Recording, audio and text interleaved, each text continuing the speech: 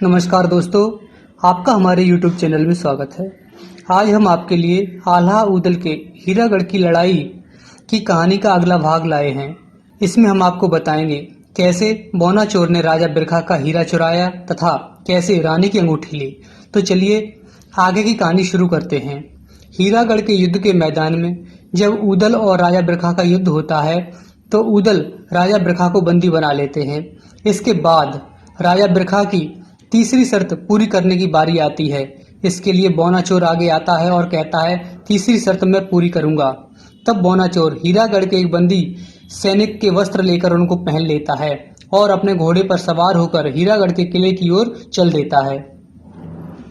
बौना चोर हीरागढ़ के किले के फाटक पर जाकर फाटक खुलवाने को कहता है। द्वारपाल बौना चोर को अपना सैनिक समझकर बौना चोर को किले में प्रवेश करा लेता है। फिर बौना चोर सैनिकों से कहता है राजकुमार प्रीतम के लिए महाराज बिरखा का अत्यंत गोपनीय संदेश है। इसके बाद राजकुमार प्रीतम बौना चोर के पास आते हैं।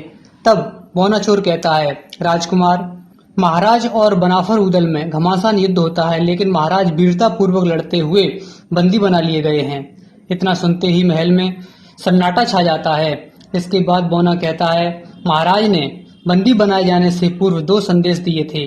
पहला ये कि राजकुमार प्रीतम सेना लेकर महाराज की सहायता को जाएं और राजकुमार शांतामल और कांतामल किले की सुरक्षा करें। बौना की ऐसी बातें सुनकर सभी को बौना पर भरोसा हो जाता है। कोई ये नहीं जान पाता कि यही दूल्हा है जो राजकुमारी से विवाह करने आया है। इसके बाद रानी पूछती है महाराज का और क्या संदेश है। तब बौना कहता है महाराज का दूसरा संदेश है कि किसी भी तरह विवाह की तीसरी शर्त पूरी न होने देना। अगर विवाह की तीसरी शर्त पूरी हो गई तो विवाह करना पड़ेगा। इसके बाद महाराज ने आदेश दिया कि हीरा और रानी की अंगूठी किले से बाहर भिजवा दो। अगर किले में ये दोनों चीजें रहती हैं तो महोबा का कोई भी आदमी इनको चुराने का प्रयास करेगा।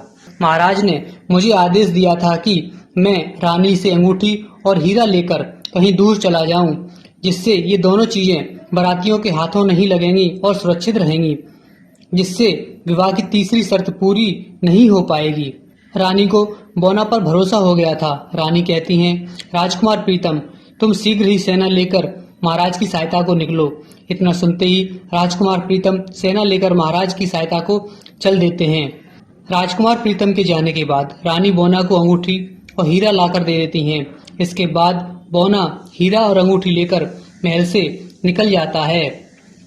महल से निकलते ही वह द्वारपालों से कहता है कि मैंने महाराज की तीसरी शर्त, महाराज का हीरा और अंगूठी चुराने को पूरा कर लिया है। महाराज की तीनों शर्तें पूरी हो गई। मैं ही बौना चोर हूँ जो राजकुमारी से विवाह करने आया हूँ। फिर बौना कहता है द्वारपालों, ये संदेश रानी को दे देना। इतना सुनते ही द्वारपालों में हड़कंप मच जाता है।